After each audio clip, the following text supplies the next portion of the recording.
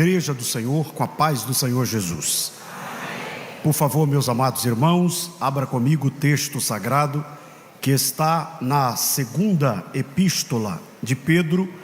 Eu vou ler dois textos para a breve reflexão que trago da parte de Deus esta noite. 2 Pedro, capítulo 3, versículo 9. E João, capítulo 4, versículo 27. Enquanto você encontra o texto, eu quero glorificar a Deus pela vida do digno pastor, presidente desta igreja, da convenção, nosso líder da Umadene, e uma referência para nós, de homem de Deus, de servo humilde, que faz a obra com excelência, o pastor José Carlos de Lima.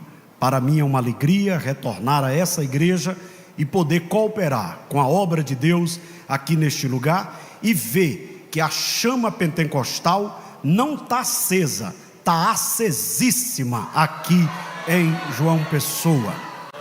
Quero glorificar a Deus pela vida do pastor Álvaro, e cumprimentando ele, cumprimento todos os pastores aqui da Paraíba, e louvar a Deus pela vida do secretário de missões, pastor Emanuel, que é um amigo, e dizer para os irmãos que a Secretaria de Missões aqui na Paraíba é uma parceira de missões do Fórum de Missão do Nordeste e um exemplo para todo o Nordeste brasileiro. Continuem assim, parabéns, que Deus abençoe. Ao nosso líder, pastor Saulo Gregório, que é o secretário nacional de missões, que tem uma visão extraordinária, e o pastor Saulo nos ensina como ser líder. Não faça nada sozinho que você vai cansar rápido, faça com parceria que você vai mais longe. E o pastor Saulo nos ensina isso. Tem crente que ele quer fazer tudo sozinho, ele é o obreiro banda, ele toca a bateria, o teclado, toca a guitarra, ainda sai correndo para poder pegar a sanfona. Aí no final, aí diz que está cansado, depressivo, né? Glória a Deus. Parabéns ao pastor Saulo, sua esposa irmã Meire. Alegria em rever aqui dois grandes amigos, pastor Tiago Della Rosa, um amigo, né? Um amigo nosso, sempre ministramos lá em Sinop, uma igreja abençoada, um templo para 8.000 crentes, cheio do Espírito Santo, sua esposa, e o amigo pastor Gregório, né? Glória a Deus, Gregório 2, lá do Acre. Vamos estar novamente lá com ele. E os demais pastores eu cumprimento em nome do meu amigo pastor Tadeu. Em virtude do tempo, não nominarei o nome dos demais, mas se sintam abraçados. Aqueles que encontrou o texto, dê um sinal pentecostal. O Senhor não retarda a sua promessa, ainda que alguns a tenha por tardia, mas é longânimo para conosco, não querendo que alguns se percam, senão que todos venham a arrepender-se. Por favor, Evangelho de João, capítulo 4, versículo 27, diz o texto: E nisto vieram os seus discípulos, e admiraram-se que estivesse falando com uma mulher. Todavia, nenhum lhe disse: Por que perguntas, ou por que falas com ela? Amém. Podeis tomar o vosso assento. Permaneça com a Bíblia aberta para uma possível conferência durante a ministração. Em tempo, quero deixar aqui, trazer meu abraço do nosso presidente, pastor Valdomiro Pereira da Silva, ao muito digno pastor José Carlos de Lima. Também cumprimentar o pastor Daniel, que é o secretário adjunto da nossa Umadene. Antes de observar o texto para uma breve reflexão esta noite, eu gostaria de, com a permissão do pastor, divulgar dois livros que eu escrevi e trago para a disposição dos irmãos. O primeiro é esse, O Segredo da Obra Missionária. Eu trato nesse livro que antes de fazer a obra, precisamos conhecer o Deus da obra. Tem muita gente machucada porque está fazendo a obra, mas não conhece o Deus da obra. E o Deus da obra é exigente. Ele não pede favor a ninguém. Quem quer fazer a obra precisa fazer com excelência. Eu também trato nesse livro a questão de que Deus não fica refém de ninguém. Deus te chamou, Deus te perdoou, Deus te capacitou. Mas se tu não quiser fazer, Deus chama outro, enche outro, levanta outro e faz a obra. Tem gente que pensa que é a última Coca-Cola do deserto. Sem mim nada podeis fazer, coitado. Sem Jesus a coisa não anda, sem mim anda. Então Deus chamou a igreja de Jerusalém. A igreja de Jerusalém não quis fazer, Deus chamou Antioquia e fez melhor do que a igreja de Jerusalém. Cuidado para você não achar que se você não tiver, a obra não anda. Você vai ficar atribulado, porque vai chegar alguém que tem uma voz que nem voz tem, e a obra vai andar melhor do que você, porque tudo é para a glória dele. Eu trato essas verdades aqui neste livro, e esse livro eu lancei agora, é o segredo da verdadeira esposa de pastor. Serve para a esposa de obreiro em geral. O classe que é mal compreendida na igreja é a mulher do pastor. A mulher do pastor tem que pregar, tem que cantar, tem que reger, tem que limpar a igreja, ainda tem que ser magra. É uma perturbação, irmão. E aí, se ela se envolve com tudo, quer mandar na igreja. Se não se envolve, é metida. Se anda arrumadinha, olha a vaidade. Se anda desarrumada, não sei como é que esse homem casou com esse mondrongo, né? Então, mulher de pastor não é fácil. Primeiro já perde o nome, né? Mulher do pastor. Então eu escrevi esse livro aqui. Também tem aquelas Mical. Quem é a esposa do pastor Mical? Aquela que não acompanha ele para nada e fica em casa para perturbar ele quando ele chega do culto. E tem essas, pastor? Tem. Estava onde? Fazendo o quê? A obra. E aí eu digo que quem não se envolve critica porque não sabe quanto custou. Se você estivesse lá, você estava vendo a obra que Deus estava fazendo, como você não foi aí. Mas aqui não tem dessas, isso aí é, né, outro lugar lá. Então, quem desejar após o culto vai estar ali na saída. Meus amados, eu gostaria de trazer uma reflexão breve sobre a seguinte temática: a falta de compreensão compromete a missão. A falta de compreensão compromete a missão. Eu não estou falando a falta de conhecimento. Tem muita gente que tem conhecimento, mas não faz nada. As igrejas estão cheias de doutor e está faltando adorador e missionário. Muita gente que conhece as escrituras, mas não pratica as escrituras.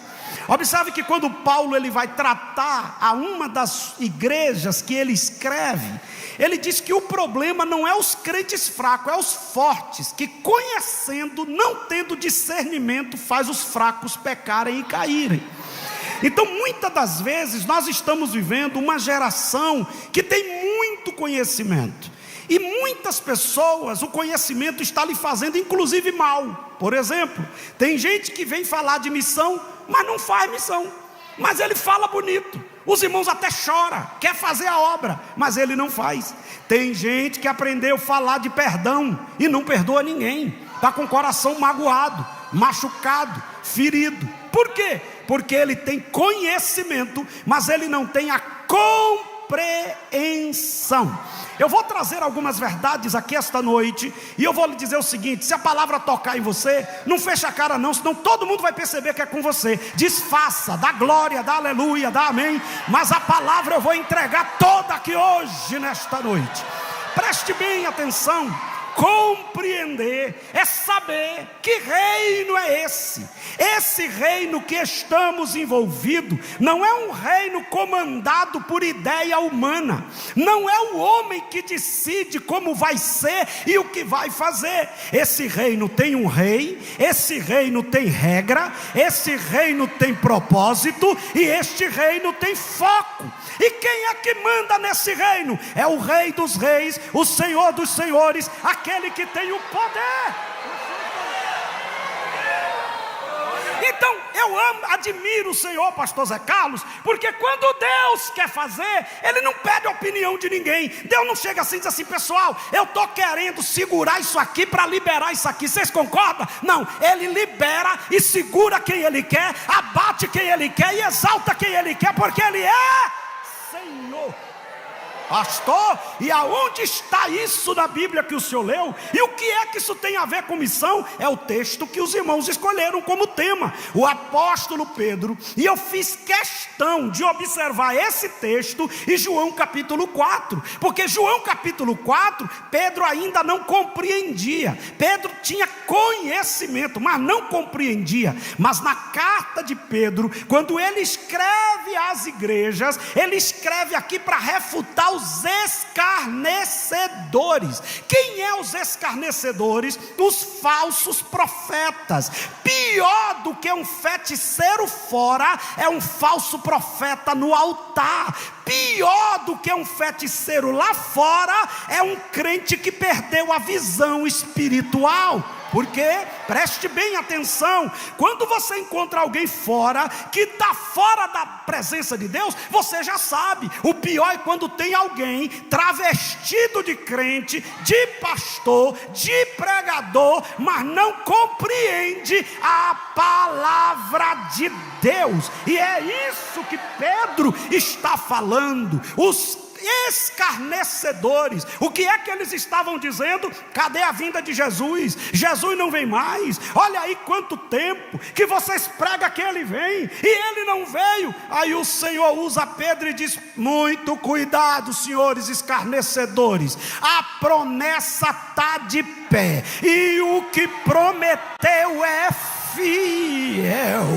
Quem prometeu que vai vir buscar a igreja não foi o homem. João 14: não se turbe o vosso coração, credes em Deus, credes também em mim. Na casa do meu pai há muitas moradas, se não fosse assim eu não vos teria dito, estou indo preparar lugar e voltarei outra vez para vos levar a mim mesmo. A promessa está de pé, a promessa está mantida. Mas por que ele não veio ainda? Aqui é a compreensão. A primeira compreensão é: o Senhor é soberano. A promessa está liberada, a promessa vai cumprir, mas quem determina o tempo é Ele, quem determina a hora é Ele. E o que é que eu tenho que fazer? Em vez de criticar, arruma a tua vida para quando Ele voltar você está pronto para subir.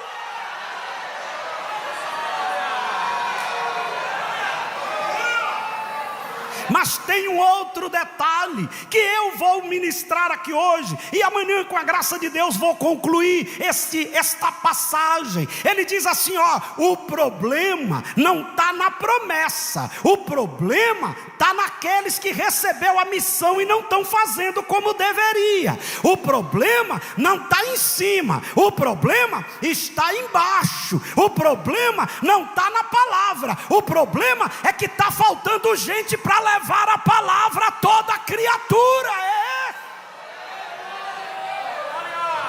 Aí ele traz a explicação fantástica. Ele não retarda a promessa, porém ele é longânimo e ele não quer que os homens se perca. Isso é amor, isso é misericórdia, isso é compaixão. E deixa eu falar uma coisa esta noite com temor e tremor: é difícil compreender a misericórdia de Deus. De fato não é fácil. Como é que Deus segura a promessa da vinda do noivo porque tem um miserável pecador que ainda não teve acesso ao evangelho? Como é que entende isso? É amor, é misericórdia, é compaixão. Mas neste simpósio nacional de missões da Paraíba, o céu vai mover corações para sair daqui dizendo: eu quero que ele venha, então eu tenho que cumprir minha parte para adiantar e acelerar.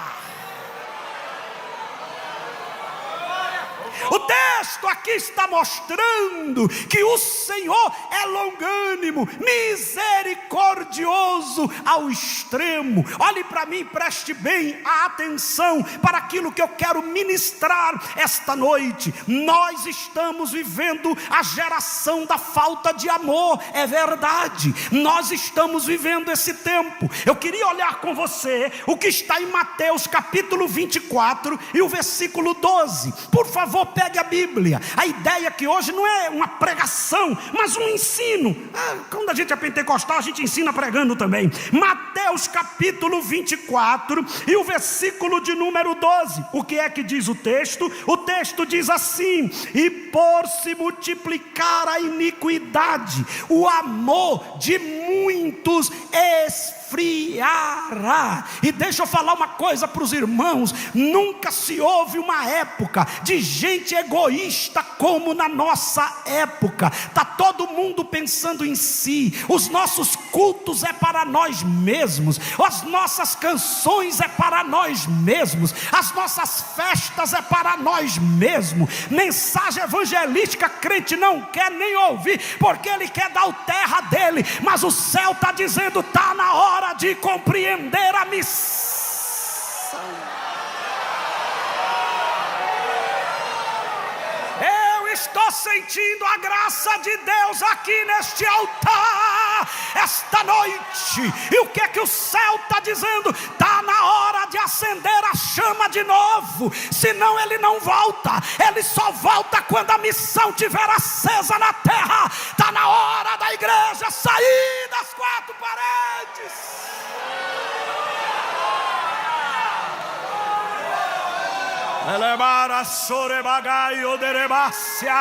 Agora eu quero chamar a sua atenção para um texto muito interessante, que a gente pensa que é para fora, mas é para dentro. Por favor, abra comigo a sua Bíblia. Eu não vou demorar, eu sei o que é abertura de festa. 2 Timóteo, capítulo de número 3. Olha o que diz o texto. 2 Timóteo, capítulo 3, versículo 1. Porém, que nos últimos dias sobrevirão tempos trabalhosos, porque haverá homens amantes de si mesmo, avarentos, presunçosos, soberbos, blasfemos, desobedientes a pai e mãe, ingratos, profanos, sem afeto natural, irreconciliáveis, caluniadores, incontinentes, cruéis, sem amor para com os bons, traidores, obstinados, orgulhosos, mais amigo dos deleites do que amigo de Deus, tendo a aparência de piedade, mas nega a eficácia dela. Destes afasta-te. Olhe para mim, tem uns crentes que está doente, não é por falta de aviso, é porque ele quer ser amiguinho de gente que não é amigo de Deus. Ele quer andar com gente que não anda com Deus. Ele quer andar com rebelde, ele quer andar com problemático. Quem quer a chama de missão acesa tem que andar com gente que a chama está acesa também.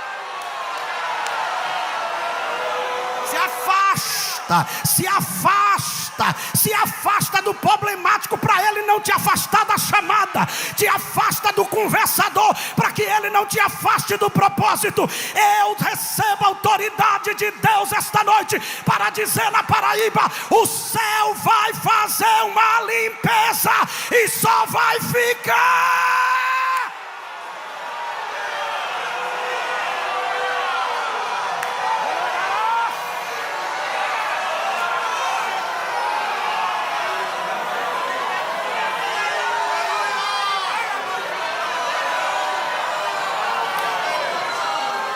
Tem gente que não faz nada, se afasta dele. Tem gente que não dá uma oferta, fala da oferta dos outros, se afasta dele. Tem gente que não contribui com missão e quer se meter na missão, se afasta dele. Tem gente que não é fiel e quer dar uma de administrador dos fiéis, se afasta dele. Tem gente que não adora e fica querendo tirar você da adoração, se afasta dele. Esse tempo é o tempo de se afastar, é o tempo de se limpar, é o tempo de estar pronto. Você tem que compreender isso.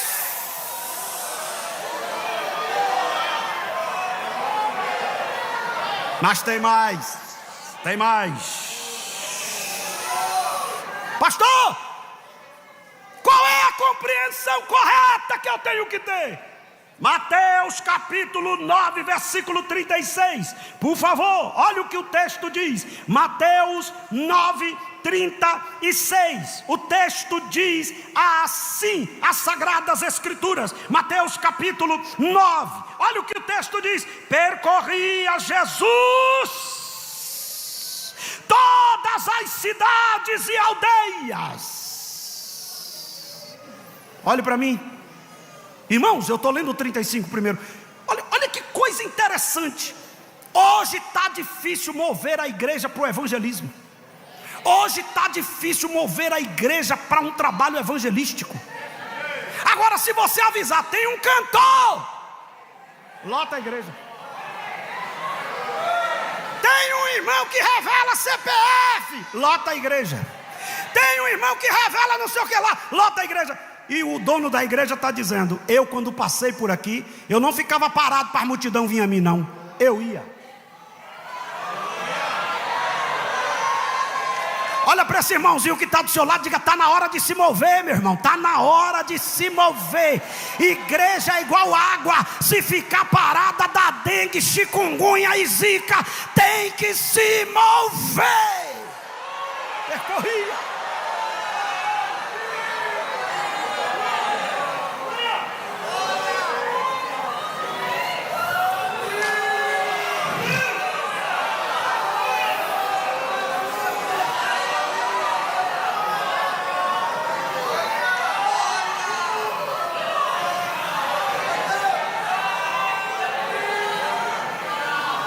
Compreender, por favor, abra comigo a sua Bíblia, Mateus 28, Mateus 28, 19, não dá para ler todo o texto, mas a gente pelo menos pontua. Mateus, Evangelho de Mateus, capítulo 28, é porque o que eu tenho aqui para entregar é tão forte que eu estou preparando seu coração, para ninguém se assustar. Olha para o seu irmão e diga: prepara o coração para não se assustar, não pode ficar zangado com o pastor. Mateus 28, 19, diz o que? Portanto, ide, fazei discípulo de todas as nações. Ah, pastor, então a missão é global. Eu não posso só se mover aonde eu estou instalado, aonde eu estou vivendo. Eu tenho que ter uma visão ampla. Eu não posso esquecer dos ribeirinhos, eu não posso esquecer dos povos ciganos, eu não posso esquecer dos quilombolas, eu não posso esquecer dos imigrantes, eu não posso esquecer dos africanos, eu não posso esquecer dos asiáticos, eu não posso esquecer dos meus irmãos da Coreia do Norte. A missão é global. E aí eu vou dizer uma coisa aqui, senhores obreiros, não se zangue comigo. Tem uns obreiros que dizem: para que fazer missão na África? Aqui nós temos nossa África. Nunca foi. Quem fala isso não conhece a África. Nós temos aqui nossa necessidade, temos, mas a necessidade igual a algumas aldeias da África, se não for o missionário lá, aquelas almas vai morrer sem conhecer quem é Jesus. Eu me lembro que a primeira vez eu fui numa aldeia tão distante, passei 2 dias sem tomar banho, uma confusão. Os irmãos, o africano, ele adora como ninguém. Eles faziam um culto de 8 horas de relógio, 8 horas. Eu saí daqui do Brasil, preguei numa vigília, fui para lá, eu pensei 2 horas de relógio, aí eu volto, descanso. Quando eu cheguei lá, o primeiro culto, 8 horas. E ele não fica assim parado, sentado igual a gente não, faz trenzinho e bota a gente atrás do trenzinho, e apito e pandeiro. Eu pensei que eu ia morrer. Aí quando terminou, os irmãos ainda olhou para o pastor e disse assim: é, pastor, está muito pouco tempo para a gente adorar.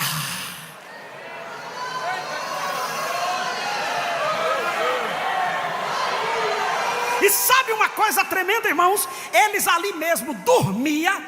A igreja não tem piso, não tem nada. Eles mesmo dormiam ali com aquela roupa. No outro dia já pinotava cedo com a mesma roupa e mais 9 horas de culto. Aí uma africana daquela me chamou e disse assim: se vocês não viessem aqui, a gente não receberia essa paz, essa alegria, esse perdão maravilhoso. Igreja da Paraíba, não é só a Paraíba que tem que ser evangelizada, é os confins da terra, e isso está sendo feito, mas o céu quer mais, o céu quer mais, o céu quer mais, o céu quer mais. Uma visão global.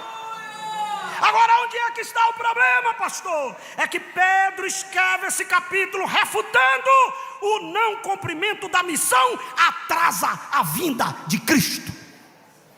Não fazer missões faz Deus segurar e dizer: tem muita gente ainda para ouvir. Tem muita gente ainda para ouvir. Tem uns irmãos dizendo assim: Maranata, ora vem Senhor Jesus. E Deus está dizendo: vai fazer missão. Que a melhor forma de dizer Maranata é falando do meu nome para o pecador. É lá. Mas tem algo interessante: a misericórdia de Deus faz ele adiar o julgamento e o castigo do ímpio, para que ele seja salvo. Nem todos serão salvos, nem todos, mas todos têm que ter a oportunidade de ouvir.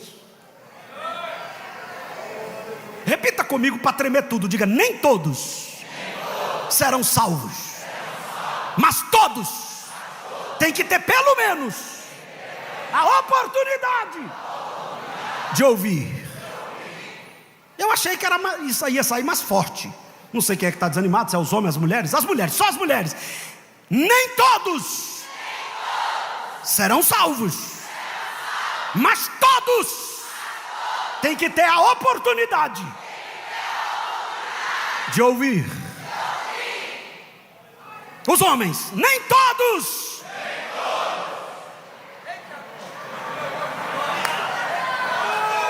serão salvos, mas todos têm que ter a oportunidade de pelo menos uma vez ouvir quem é o Jesus que mudou minha vida.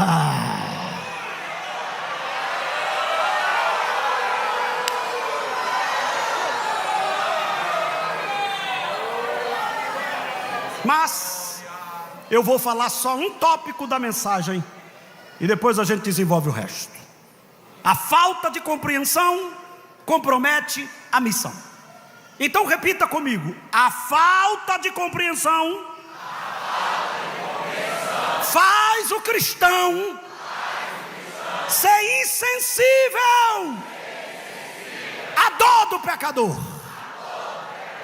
Insensibilidade. Por isso que eu li João capítulo 4. Havia uma briga de 500 anos. Ninguém queria passar em Samaria. Essa briga começa com a divisão do reino na época de Jeroboão.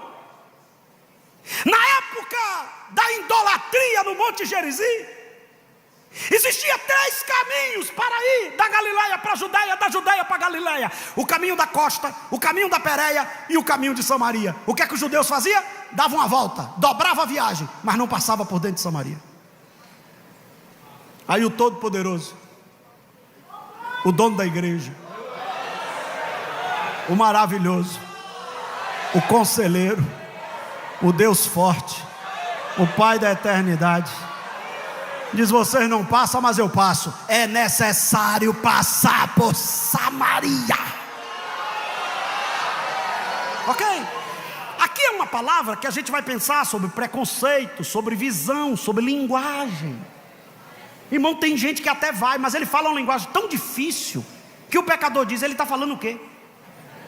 Você já percebeu que a gente está vivendo uma geração de gente tão boçal que até para cumprimentar a igreja demora meia hora? Saúdo, Amanda, inerrátil, queimada pelo sol da justiça. E as irmãzinhas dizendo: para de besteira, cumprimenta a igreja e prega a palavra.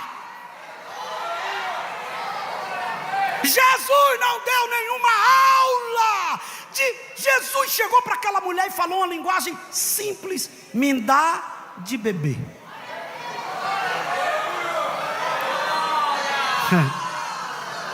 É igual um pregador que foi pregar numa roça, chegou lá falando difícil: abra seu pavilhão auricular.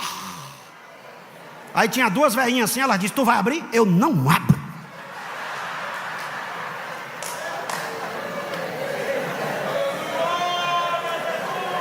A velhinha já ficou cismada. Aí ele continuou pregando, daqui a pouco ele disse: vai cair uma precipitação pluviométrica celestial.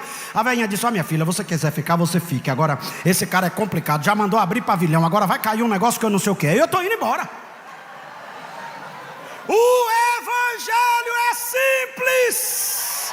Quem complica ele é os boçal. O evangelho não é falar difícil. O evangelho não é falar grego, nem aramaico, nem hebraico. O evangelho é dizer: Jesus Cristo salva, Jesus Cristo cura, Jesus Cristo batiza, porque quem faz a obra é Ele.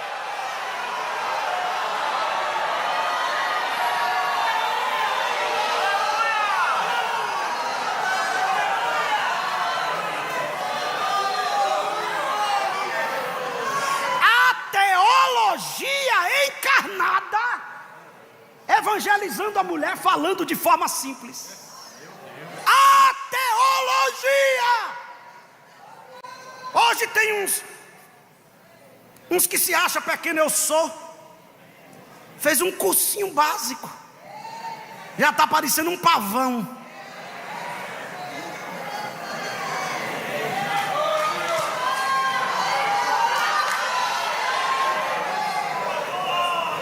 Mas o que eu quero falar esta noite, já começo a concluir, olhe para mim. Os discípulos vão para a cidade comprar comida e Jesus fica no poço. Daqui a pouco chega o campo missionário, uma mulher cheia de problema. Irmão, se fosse um bocado de gente dizendo: sangue de Jesus tem poder, venham aqui pregar o evangelho, olha o tipo de assombro. Meu Deus.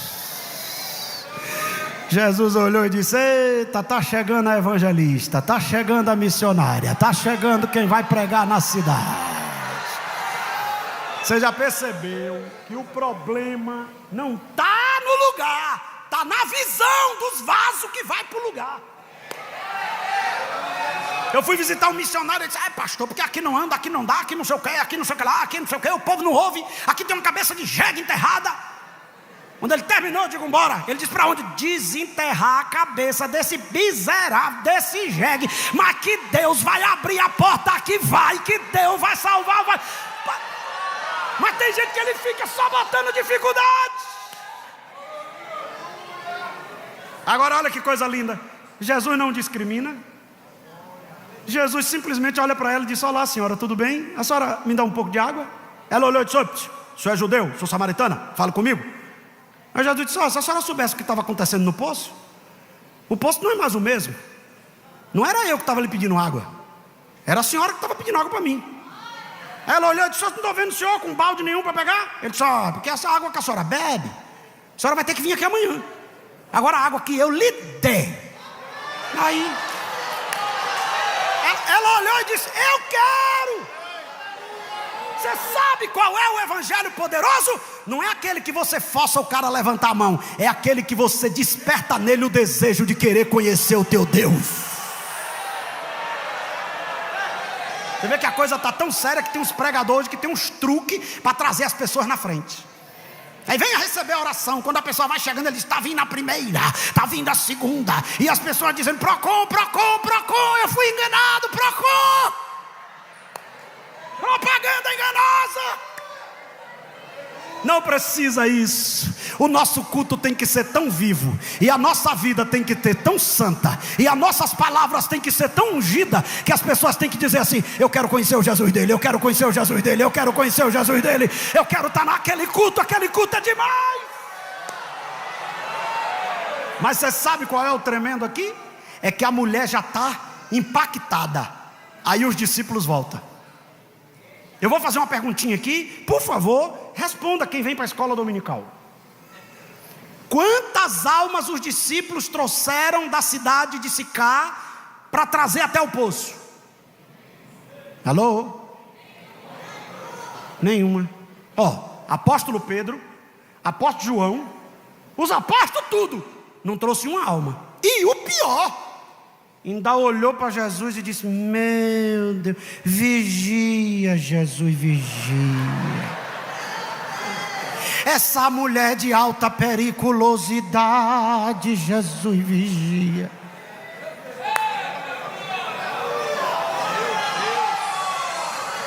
O problema é esse, é que tem uns fazendo e outros por falta de compreensão. Para quê? Para quê? Para quê? Para quê? Mas eu vim aqui essa noite para dizer igual Jesus disse para Judas: deixa a mulher quebrar o vaso, que o vaso é dela, e eu gostei.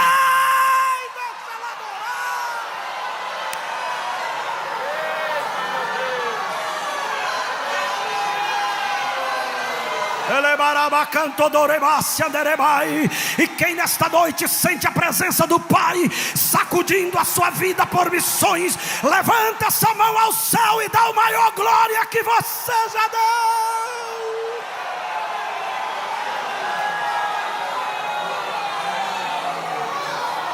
Pastor José Carlos,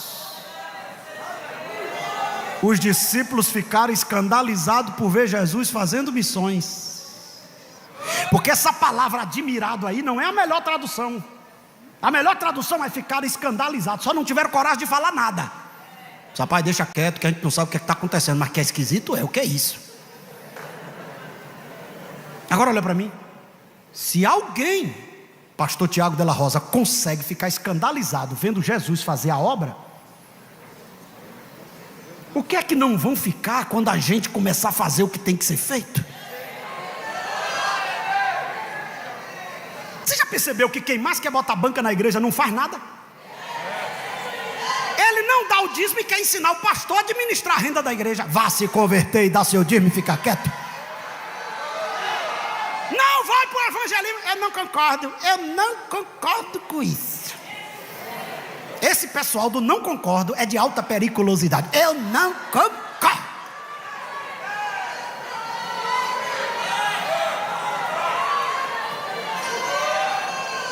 Olhe para mim, irmãos, eu vou dizer uma coisa aqui, com muito cuidado, para não ferir ninguém, mas preste atenção.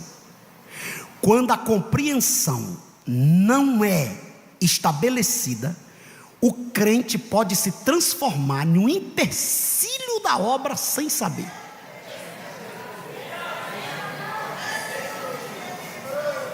Pastor, e onde é que está escrito isso? Não vai dar tempo de ler, mas Mateus 16, 23. Jesus chegou e disse: ô Pedro, meus amigos, está chegando a hora de eu cumprir minha missão. E qual é a sua missão? Vou morrer, estou indo para a cruz. Pedro olhou e disse: faz favor aqui, Jesus, faz favor aqui, tire isso da sua cabeça, que o senhor não vai fazer um negócio desse. Ninguém vai tocar no senhor, eu não deixo. Jesus olhou e disse: para trás de mim, Satanás.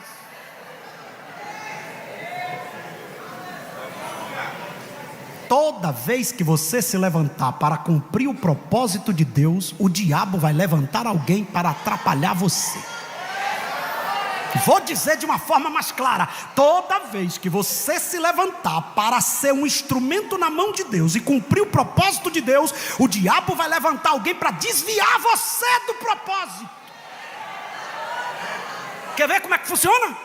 Chega aqui, amigo Gel, vou fazer com o senhor porque o seu amigo está com a gravata bonita, estiloso, glória a Deus. Ó, Deus tem um plano na vida de Gel. Aí o pastor dele diz assim: o senhor está indo para o Iraque, o senhor está disposto? Oh, glória, glória, glória, glória, aleluia. Quando chega ali fora, alguém diz: Gel, eu sou teu amigo, meu filho. Lá está matando 3 por dia. Tu tá acabado. Ainda tem uns que fazem assim, ó: o pastor não gosta de você não. Tu tem filho, tu tem família. Se tu morrer, o pastor continua no amor. Se ele não tiver coragem de dizer: para trás de mim, Satanás, ele já sai dali dizendo: é verdade. Obrigado, pastor. Quando você vê alguém dizendo: eu vou cuidar da minha vida, eu vou cuidar da minha família. Mentira, ele nem vai cuidar da vida dele nem da família dele. É alguém que contaminou ele para ele desistir do chamado. Estava envolvido, estava dirigindo congregação, estava dirigindo um departamento, já estava indo para o evangelismo, já estava com a chamada, Deus já tinha falado, já estava se preparando, e o diabo colocou alguém. Vai não. Eu me lembro que quando o pastor me mandou, meu pastor me deu a oportunidade de eu dirigir igreja, eu tinha 15 anos. Aí ele me botou para dirigir uns cultos na Gamboa do Morro de São Paulo. Tinha que andar vários tempos de barco e eu não sei nadar até hoje. Aí quando eu estou no cais, chega um diácono: está indo para onde?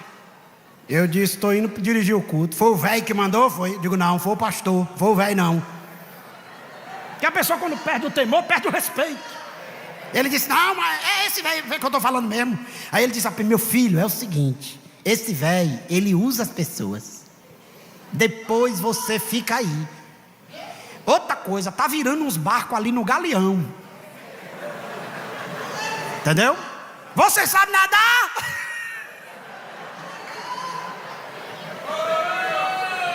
E o bicho é sujo, né, irmão? O bicho vem pra... Ele toca numa fraca. Se você não tiver cuidado... Eu disse, não. Ele disse, estou lhe avisando. Se morrer... Eu avisei. Eu disse para ele, meu irmão, o senhor está endemoniado. E outra coisa, eu vou dizer para o pastor que o senhor é um diácono perturbado, porque o senhor era para estar me incentivando. Olha para esse irmãozinho que está do seu lado e diga, cuidado com quem não compreende. Aponta o dedo de profeta para alguém e diga, a chamada é sua. Deus vai cobrar de você.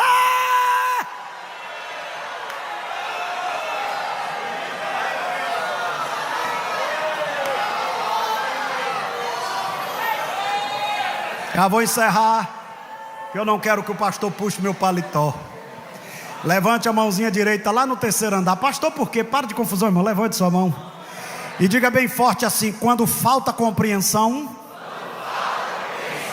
até almas que se rende, eu fico triste. Pastor, me prove na Bíblia. Aqui não tem conversa não, aqui é palavra. Olhe para mim. Deus chamou Jonas para avisar Nínive. Jonas olhou e disse, eu estou indo para Tarsis. Deus disse, problema seu, é Nínive. Porque missão é o seguinte, pastor Saulo, ou você vai naturalmente, ou vai naturalmente.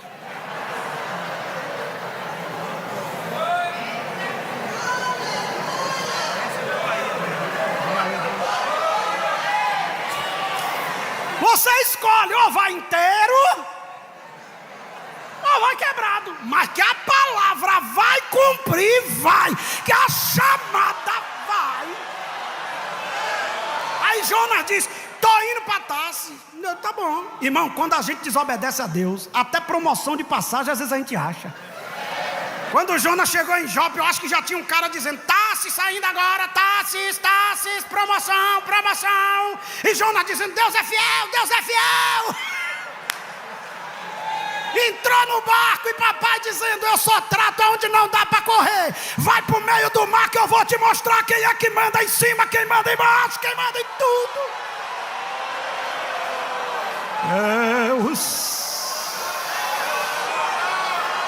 Deus. Aí, o que acontece? Ele, depois que paga o preço, volta. Porque tem gente que para fazer missão, o carro tem que tocar fogo, a empresa tem que fechar, o filho tem que ficar doente, ele tem que ficar meio aleijado, igual Jacó. Aleluia, aleluia, aleluia. Não dá para ir numa boa. Um dia meu menino disse para mim assim, meu pai é obrigado a ser um pastor, porque onde eu vou Deus fala comigo. Eu digo, obrigado não, agora é inteligente. Porque ou você vai inteiro ou quebrado. Eu preferi inteiro. Ele disse, é 2. Pronto, tá aí. Aí sabe o que acontece? Vai Jonas. Deus nunca trata um chamado aonde dá para ele correr. Deus sabe aonde te tocar para tu querer o que não queria. Já viu aquelas pessoas? Eu nunca vou para a missão. Aí chega lá no médico, o médico diz, não sei o que está acontecendo, mas a senhora está complicada aqui. Aí ela lembra logo, o chamado. Aí ela começa a cantar baixinho. Eis-me aqui, estou disponível, então usa-me. Agora, irmão, quando ele paga o preço que ele volta, aí ele prega. Eu não lembro, aqui tem muitos estudiosos da Bíblia. Eu sou o hino que os irmãos cantou aqui. Eu não sei o que ele viu em mim, porque tem gente muito mais preparada que eu. Eu nunca vi um missionário pregar para ganhar o país todo, a cidade toda. E olha que o povo era miserável. Nínive era a capital da Assíria, e os assírios eram miseráveis. Mas quando Jonas pregou, o rei olhou e disse, não se briga com profeta. Hashtag fica a dica, não se brinca com profeta. Profeta só está entregando a mensagem. Aí o profeta, o rei faz o quê? Esse homem é profeta, vamos falar com Deus dele. Aí ele mandou um decreto: jejum total, homens, mulheres, animais, todo mundo jejuando. Quando Deus viu aquilo, Deus disse: que maravilha, não vou matar mais ninguém. Aí Jonas sai lá de fora da cidade. Deus disse assim: Jonas, sim, senhor, não vou matar mais ninguém não. Aí Jonas olhou e disse: era por isso que eu não queria vir, porque eu sei que tu és misericordioso. Olha o problema. Você sabia que tem gente que sabe que Deus quer salvar e ele está orando para Deus matar? Mata, aleja Jesus, aleja Jesus. E Jesus dizendo: eu vou salvar, eu vou encher, eu vou usar. Agora olha para mim. Deus faz uma boboreira nascer e Jonas fica embaixo. Aí Jonas diz: estou depressivo, mas pelo menos estou debaixo da sombra. Aí Deus faz um bichinho, comeu a boboreira. Jonas diz: ó céu, ó vida, aí, ó que luta, que prova. A gente está fazendo a obra, uma luta dessa. Aí Deus diz: interessante você, né, Jonas? Você é engraçado. Você está reclamando de uma boboreira que você não plantou. E eu não vou me compadecer de 120 mil homens que estão prostrados diante de mim. Irmãos, você sabia que tem gente que fica triste quando a obra avança? Você sabia que tem gente que fica revoltado quando o congresso de missão é uma bênção? Você sabia que tem gente que fica possuído quando um missionário é enviado? Porque a compreensão dele é egoísta. Mas o céu está dizendo: eu vou mexer na visão da minha igreja.